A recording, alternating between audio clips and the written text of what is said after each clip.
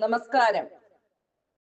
ഭഗവത്ഗീത സംഗ്രഹം അധ്യായം 1 അർജുന വിഷാദ യോഗം ഭാഗം 5. സമർപ്പണം ശ്രീ PMN നമ്പൂതിരി. അവതരണം ഗീത കെ നമ്പൂതിരി. എഡിറ്റിംഗ് വിദ്യ. ആചാര്യന്മാരും പിതാക്കന്മാരും പുത്രന്മാരുമെല്ലാം ജീവൻ തൃണവത്ഗണിച്ചുകൊണ്ട് യുദ്ധത്തിനു തയ്യാറായി നിൽക്കുന്നത് കണ്ട അർജുനൻ വിഷാദത്തോടെ വീണ്ടും പറയുകയാണ്: സഹോദരന്മാരായ കൗരവന്മാരെ എല്ലാം കൊന്നിട്ട് എന്തൊരു സുഖമാണ് ഉണ്ടാകുവാൻ പോകുന്നത്?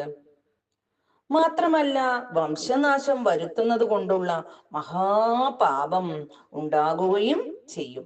അതുകൊണ്ട് അല്ലയോ കൃഷ്ണ, ബന്ധുക്കളായ കൗരവന്മാരെ കൊന്ന് സുഖമായിരിക്കാമെന്ന് വിചാരിക്കുന്നത് വിഡ്ഢിത്തമല്ലേ?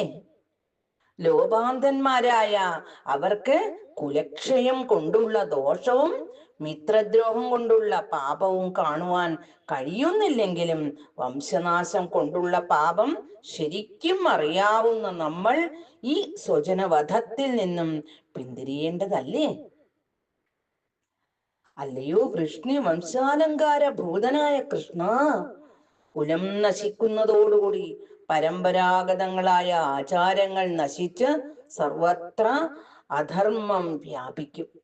അങ്ങനെ വംശം അധർമ്മത്തിൽ മുഴുകുന്നതോടുകൂടി ചാരിത്രശുദ്ധിയുള്ള കുലസ്ത്രീകൾ കൂടി വ്യഭിചാരാദി ദോഷങ്ങളിൽ ഏർപ്പെട്ട് വർണ്ണസങ്കരത്തിനു വഴിതെളിയിക്കും.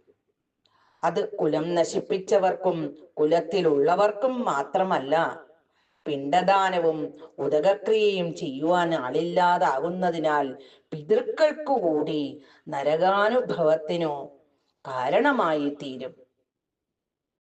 ജാത്യാചാരങ്ങളും കുലാചാരങ്ങളും ഇല്ലാതാകുന്നതിനാൽ ജീവിത വ്യവസ്ഥ തന്നെ താറുമാറാകും. അങ്ങനെ കുലക്ഷയം കൊണ്ടുള്ള ദോഷങ്ങൾക്ക് കാരണഭൂതന്മാരാകുന്നവർക്ക് നിത്യ നരകാനുഭൂതിയാണ് ഫലമെന്ന് ജ്ഞാനികൾ പറഞ്ഞത് ഞാൻ കേട്ടിട്ടുണ്ട്.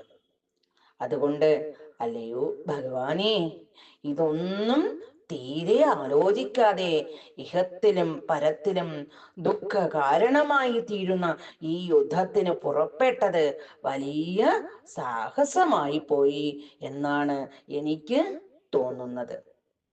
കഷ്ടം!